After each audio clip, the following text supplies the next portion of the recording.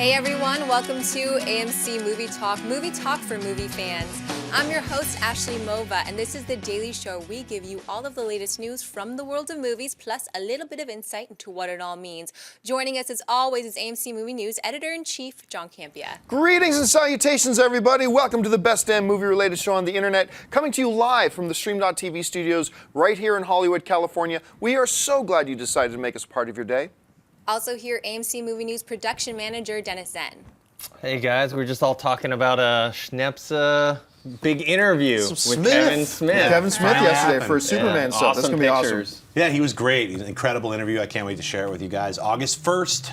And we're looking to, it'll premiere. Shut up, we haven't even introduced you yet. Sorry. Jeez. Also here, AMC Movie News Entertainment Correspondent, Erin Darling.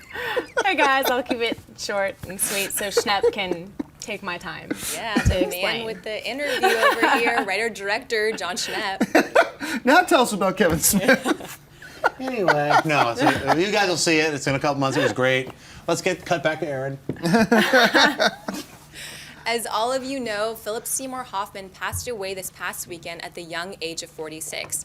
His passing has raised several questions amongst film fans regarding his ongoing projects, including the Hunger Games franchise, and if his role of Plutarch Havensby would have to be recast. However, according to reports, Hoffman had finished all his work on Mockingjay Part 1 and most of his work on the second part, but he had several days and one major emotional scene left to film for Mockingjay Part 2, which the producers of the film will adjust and work around. John, do you think this is the right approach for the producers of the Hunger Games? Well, I mean, before I answer that, let's answer the inevitable question. Why are you talking about, it's not important what movies he had coming up, the fact that he died is more important. Absolutely, none of us are not denying that. The passing of Philip Seymour Hoffman is by far 1,000 times more important of an issue than the movies he was working on at the time, no doubt. That being said, this is a movie news show.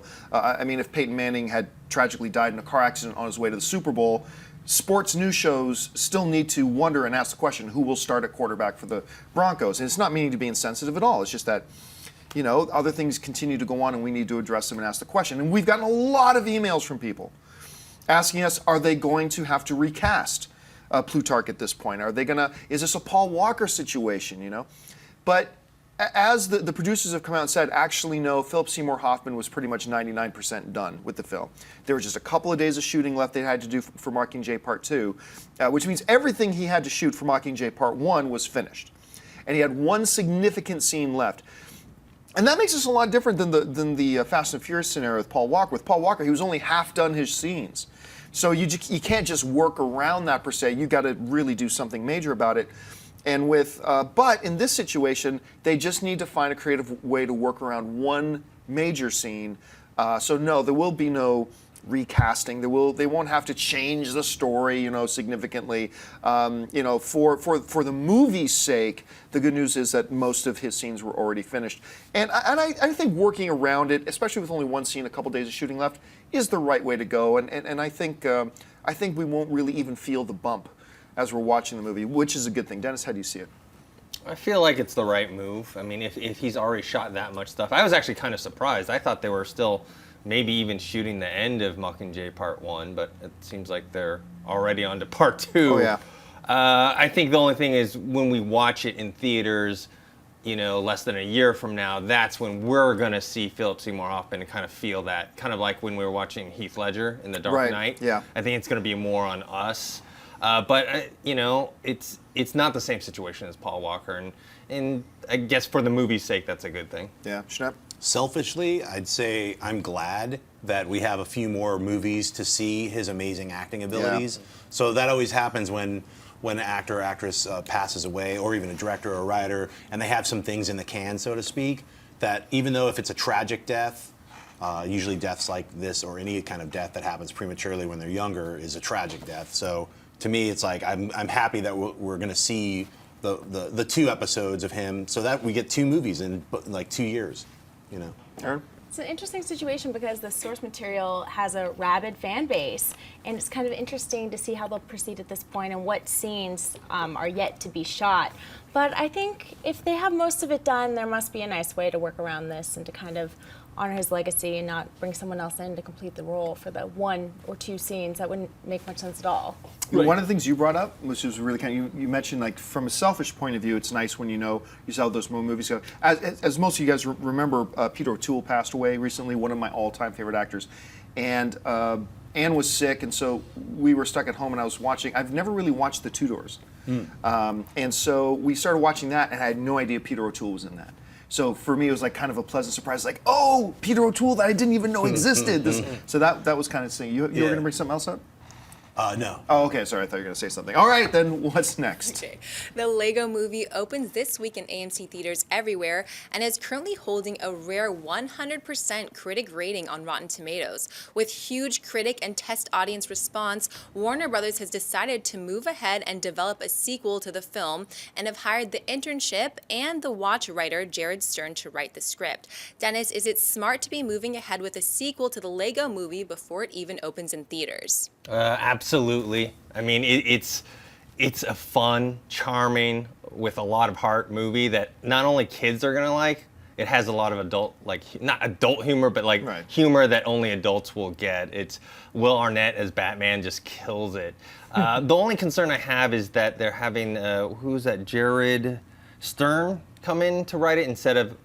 Because Phil Lord and Chris Miller both wrote and directed this one, and they're having Jared Stern come in, who, you know, he did The Internship, he did The Watch. Wah, wah. On the positive side, he did do some story material for Wreck-It Ralph, so hopefully that side of him comes in.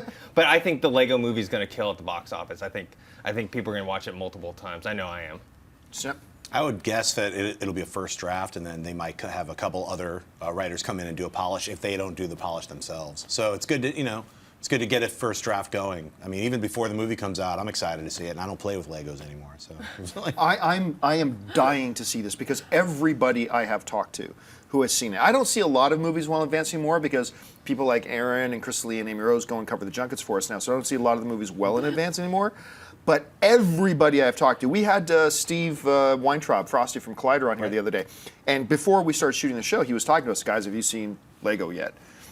And we're like, no. He goes, it might be the best movie of the year by the end of the year. And there are critics like The Hollywood Reporter saying, are comparing this to, saying this has the level of heart of a Toy Story. Wow. And that's high praise. You're right. The writer of The Internship and The Watch. And The Watch is a truly horrendous movie, just an awful, awful movie. Makes me a little bit nervous, especially when you got guys like the 21 Jump Street and How to Train Your Dragon guy, or Clyde with a Chance of Meatball guys doing it. Obviously did a great job, but maybe I think Schnepp, you're probably right. They're just letting this dude do a first draft, then they'll take it and work with him from there. Anyway, Aaron, how do you see it? Well, I mean, to answer the question, is it smart to move ahead with a sequel for a movie that hasn't even come to theaters yet? I would say no. But in this case, the movie looks awesome. Yeah. So I reversed my stance, and I have to say, this looks pretty cool. Yeah, and I'm on board for a sequel. You know it's going to do great at the box office. This has such wide appeal. It is crazy. Yeah, both kids and adults are going to like it. And on a side note, if Armand White was still part of Rotten Tomatoes, it would be 99. There would be one thing wrong. Exactly. I'm going to go out and make a bold prediction right now. Ride Along will not be #1 at the box office for 4 weeks in a row. Wow. Just making that big, bold You're prediction. putting it out there. That's pretty bold. Putting my neck on the line. All right, folks, listen, we've reached that part of the show for buy and sell. Here's how this works. In front of her, Ashley's got a few other items in the world of movie news. She's going to run them down. And then Schnepp, Dennis, Aaron, and I are simply just going to say whether we buy it or sell it. So, Ashley, what do we got? It's being reported that Aaron Eckhart of I, Frankenstein and Miles Teller of That Awkward Moment will star in Bleed for This, the story of boxer Vinny Pazienza. The story centers around Vinny Pazienza, Teller, who quickly shot to stardom when he dominated undefeated champion Gilbert DeLay. A near-fatal automobile accident left him with the news that he would never walk again.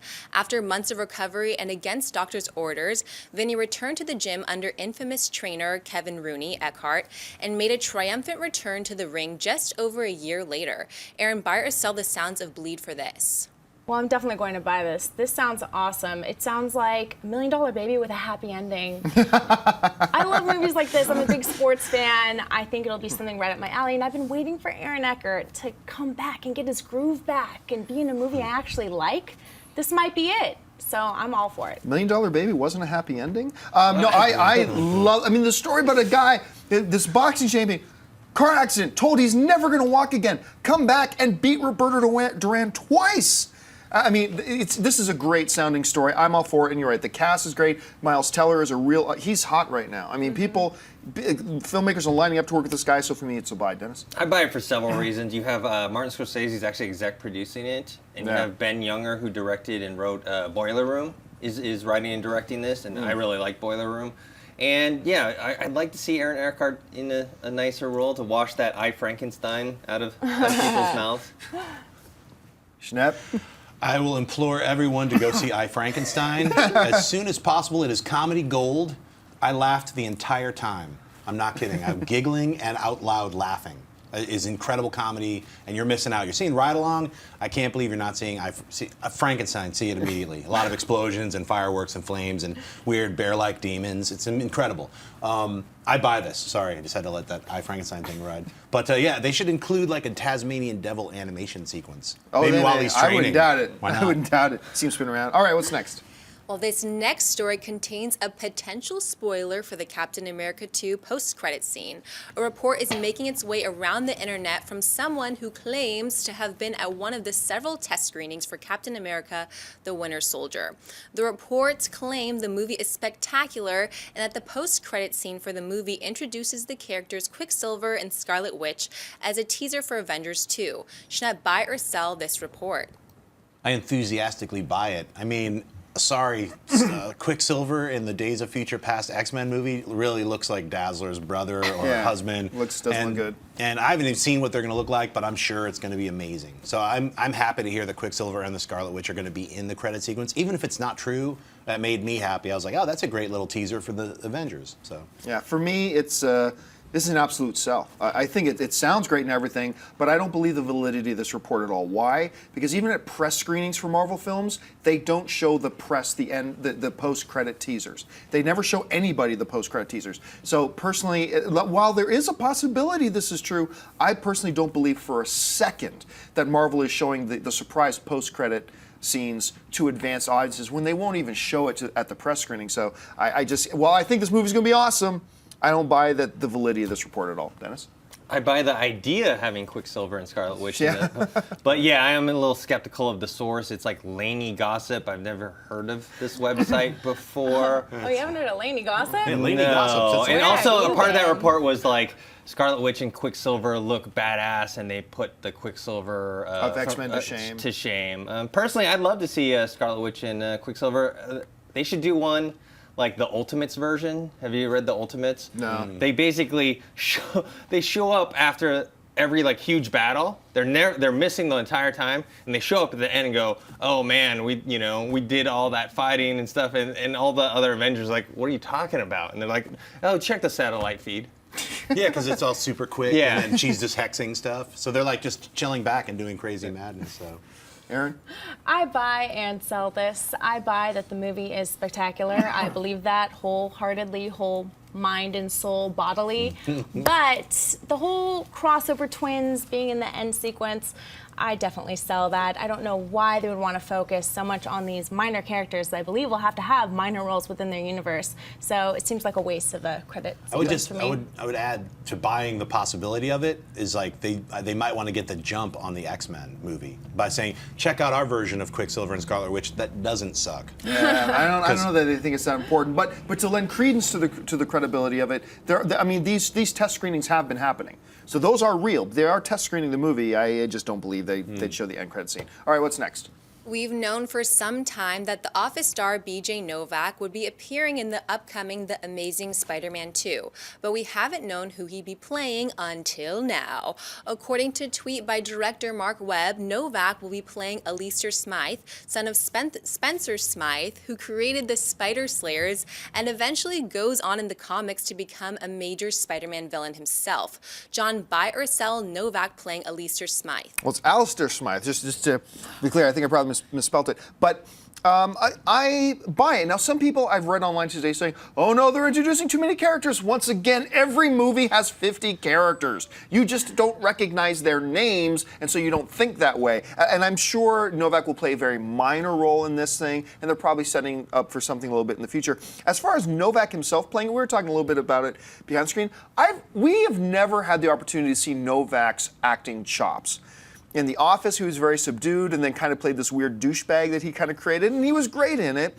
In Inglourious Bastards, he didn't really have many lines. So I'm curious to see what he's able to do for now, but it's not a big major character, so it's not that important. So for me, it's a buy. Aaron?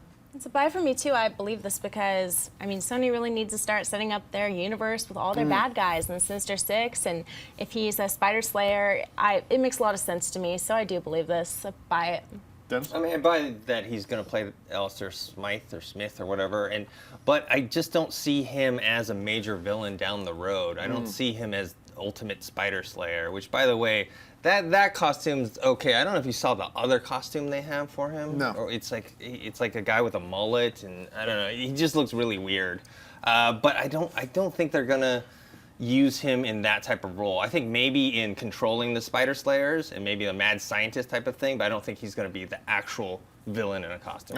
We don't know I could that be Spider wrong. Slayers are even going to be in the movie. right. That doesn't make anyway. Schnepp. I buy that he appears in the mullet outfit as a weird money-grubbing strange guy with like a toy robot spider. And that's it. It's just a weird cameo throwaway. No, I buy it. He's a great actor. And yeah, I think in Glorious Bastards, most of his scenes were cut out because of another actor that they were like. Right. So, he got the short end of the stick on that. So we'll finally get to see what other kind of role he could play perhaps in this. If not a small role, then for future roles, yeah. All right, folks, we've reached that part of the show called Mailbag. Listen, if you've got a topic or a question you'd like us to address on the show, you can email us anytime at amcmovietalk@gmail.com. Every day we take a couple of questions. Ashley's got a few of them pulled out of the mailbag right now. So, Ashley, what do we got? Liz Jamora writes, my question is, why does a studio care if a screenplay originated from a video game storyline? Audiences see sci-fi action flicks every day, not knowing where the story came from. I'm confused as to why the marketing would be different than any other movie. Why wouldn't the draw of the original fans only add to the audience numbers in addition to any big name they attach to the project? I also don't understand why the approach to creating video game adaptation movies seems to be so different than any other sci-fi action film. As you've already discussed in length, they haven't been particularly strong in the past. One of the things you have to keep in mind when dealing with either a video game property, a comic book property, a novel property, anything that makes it unique from an original piece of material, because you're right, I mean, who cares if there's a sci-fi video game movie? They make sci-fi movies that aren't based on video game movies that people have never heard of. What's the problem? The problem is this: preconceived notions and preconceived ideas. So let's take, I don't know, Stonehammer the Mighty, okay? So you create this, from scratch, you write a script about Stonehammer the Mighty and his conquests of the Scottish Highlands against the, invading alien hordes. Okay. I want to play this game. So, no, it's a movie. This is a movie. Oh, I want to play the game first. And so obviously nobody's ever heard of him. So, but you can make that because nobody in advance has heard of him, has a negative or positive feeling towards him. You've got a clean slate.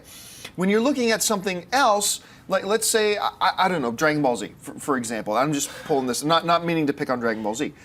But you will have a segment of people that will be excited about that, but you also have a segment of people going, yeah, I've heard of that. That's a kid's thing. That's whatever. Rightly or wrongly, maybe that's unfair. But you not only as a studio are trying to cultivate the people who like it already, you also have to take in consideration how will this hit the people who have heard about it and don't like it already. So it's a very different beast that you're having to deal with when you're dealing with a pre-existing property and all of the notions that come along from people and expectations. Nobody has any expectations of Stonehammer. They're just going to go and take it as it is. Whereas if you make a thing based on, Sonic the Hedgehog, you make a live-action movie about Sonic the Hedgehog, you're gonna get the people who are fans of the game, but you're also gonna have to deal with that larger part of the population that goes, well, I know what Sonic the Hedgehog is. Why would I want to see that? And you don't have that with original screenplays. So I'm sure there's more to it than that, but that's the first impression I have about it. Anyway, Schnepp, how do you see it? You bring up a lot of good points. I think I can add just saying, like, if you stick to what made the original game popular, then you'll have those game fans. It seems kind of logical, but that never happens when the movie adaptations happen. They're like, no, we're going to go in a totally different direction from that game that made several $billion. We've got the name and the characters. That's what we're going to do. And we're going to this totally different story. That's usually what happens with the video game adaptations that fail. So the few that have succeeded stuck closer to actually what the original video game was like. So I would like to see that more so than, I'd love to see Attack of the Colossus and just see some dude running along.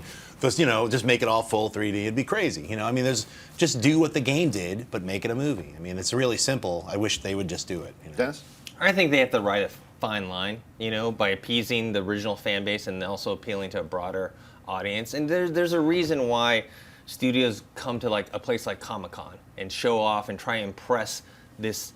I mean, even though we think of it as a big thing, a smaller percentage of the audience. It's because they want to create a good buzz about that property and appease the original fans so that they don't go spreading around bad, negative things about it, because they don't want the first image of whatever property that they're adapting to be that.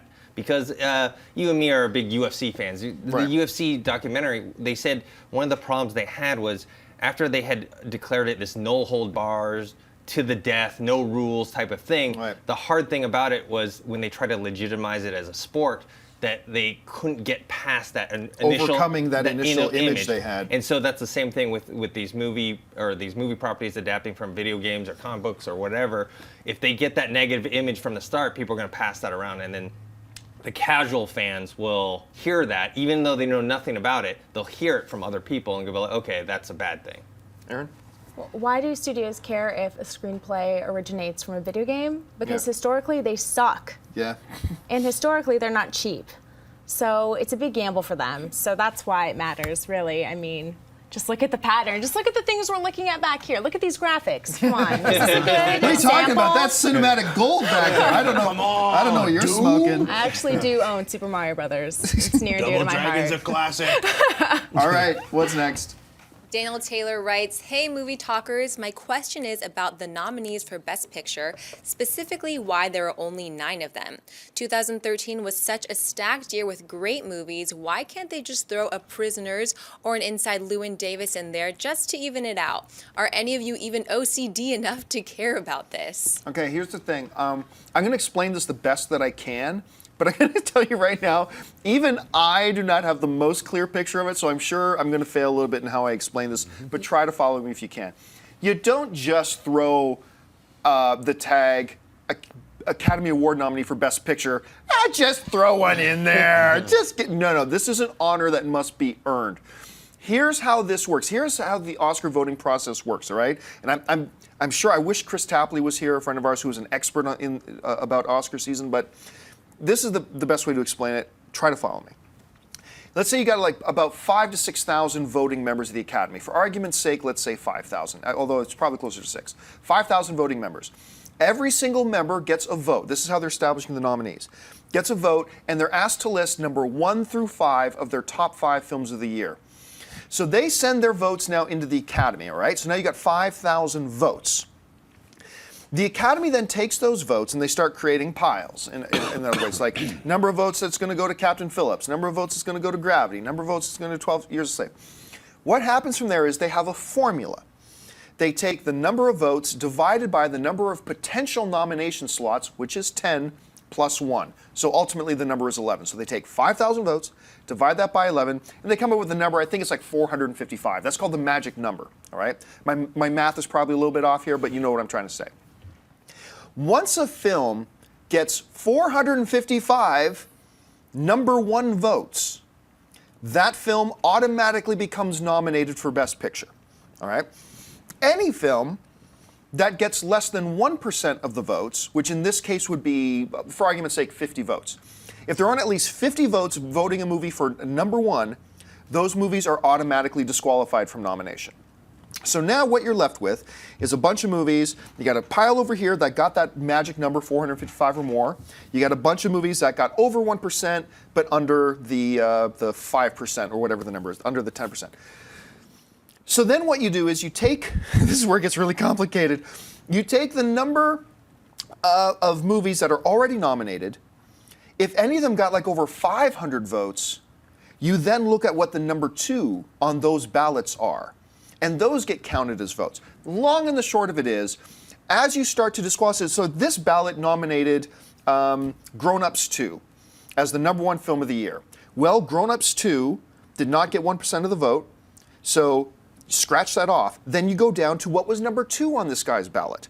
And number 2 on his ballot was 12 Years a Slave. Well, now this vote gets into the 12 Years a Slave pile. Huh. So what happens is, by the end, any film with over 250 votes, after you do that elimination process, any film with over 250 prescribing votes, they get a nomination. And that means the maximum number you can get is 10, but the minimum amount you can end up getting is 5. So that's why every year the nominees will be between 5 nominees and 10 nominees, because the way the math breaks down.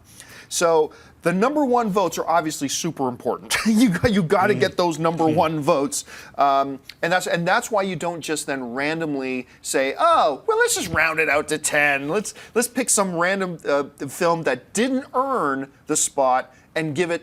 Because then that's going to dilute the voting process too.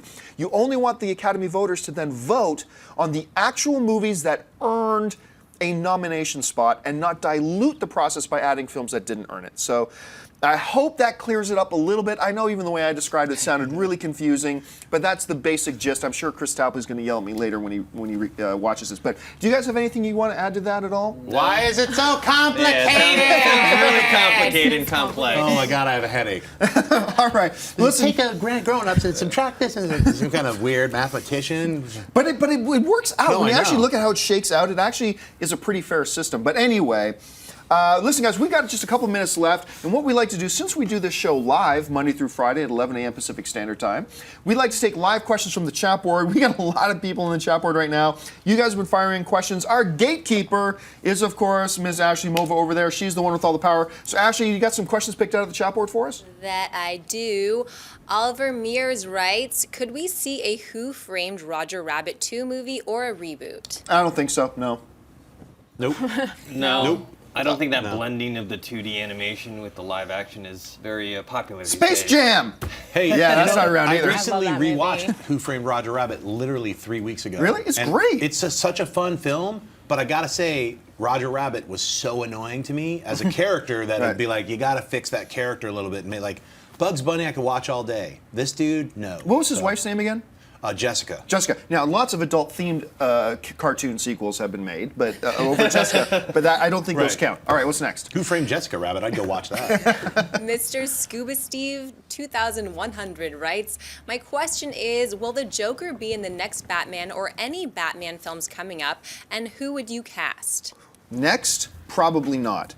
Ever? Absolutely. He is the most iconic of all the Batman villains. You absolutely do the Joker again. Now, some people say, that's disrespectful to Heath Ledger. Get over it. All right? The character is bigger than the actor. You think Heath Ledger, after elevating this amazing character to the heights he is, they would then want the character to be retired? Absolutely not. That's ridiculous. No, the characters go on. He's the most iconic of all the Batman villains. You absolutely move on. Doesn't mean he has to be in the first one. Doesn't mean he has to be in the second one. But at some point, it's not quite Batman if you don't even have the Joker in that universe. Do you guys see it any other way? Well, I think they're going to probably cast Gilbert Gottfried as the Joker because they got Jesse Eisenberg playing. They're Oh my gosh. mixing stuff up a little bit, expectations, you know. So they're going to get somebody totally that you would never expect to play the Joker in the third movie that'll come out in 2020. So. They definitely are going to have Joker in the future. Yeah, I don't think it's going to be the next one. I really like that the latest Joker storyline in the new Batman 52. But the only problem with that is that revolves around having like Nightwing, Robin, and all these other All characters. these things I do not All want. things that you don't want. Oh, But I boy. think that would be pretty cool. Are you talking about the ripped off face Joker? Yeah, that was. But you know that predicates having to know the original Joker. So I mean, even to use Yeah. that version, you have to be like, originally I had a face and I was all smiley. Yeah. Now I have this. I'm a different version of the Joker. Unless they just straight up now it's this Joker and you don't talk about the original Yeah. Joker. I like that though. Let's go different if they're going to do it. And I know we said, I said one point in a mailbag episode that I think Jason Clarke would be a really interesting Joker. Oh, he He's would be. so different than anything we've ever seen before. In The Great Gatsby, he played kind of a crazy maniac dude, and I could totally see him playing a Joker in the future. I'd love to see him do it. I have always said, and I still will, the dad from Back to the Future. Crispin Glover. I've always said I would he would love be Crispin great. Glover as a Joker. I would love Crispin Glover. That would be our traditional understanding of Joker, but he would be pretty wild at that if he did it. All right, let's take a few more. Abram Avila writes, what's the exact difference between a reboot and a remake? I think this is probably subjective. This is just the way I think about it. I think about a remake is you take a movie or a property from before, and you pretty much follow the story, and you remake that movie, but it's that movie you're doing. A reboot is like, let's start the story again and take it in a different direction. So, you had the Hulk, but then you had the Incredible Hulk. That was a reboot. It didn't follow the same story. You had the same character who had the same powers, but it was a different story. They reimagined it. They rebooted it. Whereas, what's a good example of a remake? Endless Love. Total Recall. Endless Love, Total Recall. Total Recall. Those are good examples of remakes. The Departed is a remake of Infernal Affairs. So that's how I see it. Do you guys see it any differently? Girl with the The Dragon Tattoo is a remake. Yeah, 310 absolutely. to Yuma is a remake. Remake, yeah. Yeah. The Amazing Spider-Man's a reboot of the Yes, Spider-Man. is a reboot. Yeah. Batman Begins, reboot. Yep. All right, let's Man take of Oh. a few Steel, more. reboot. Brandar98 writes, what is your favorite Valentine's Day movie? Mine is 500 Days of Summer. Oh, that is not a happy Yeah. movie. That's a Singles Awareness Day movie, my friend. Singles Awareness Day.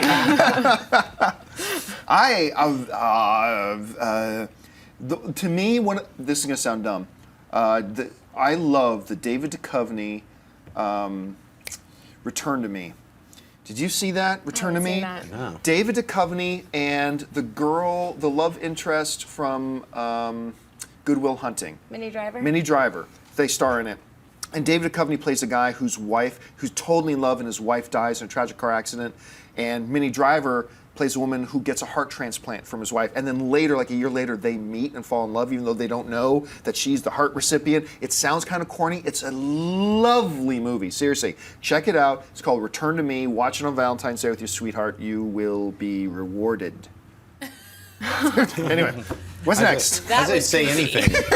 That's my Valentine's Day. Get John Cusack with the I With the like, ghetto blaster over his head? that's my I like the Valentine's Day Romeo and movie. Juliet reboot Baz Luhrmann did. Oh, yeah. DiCaprio. Yep. Really like that one.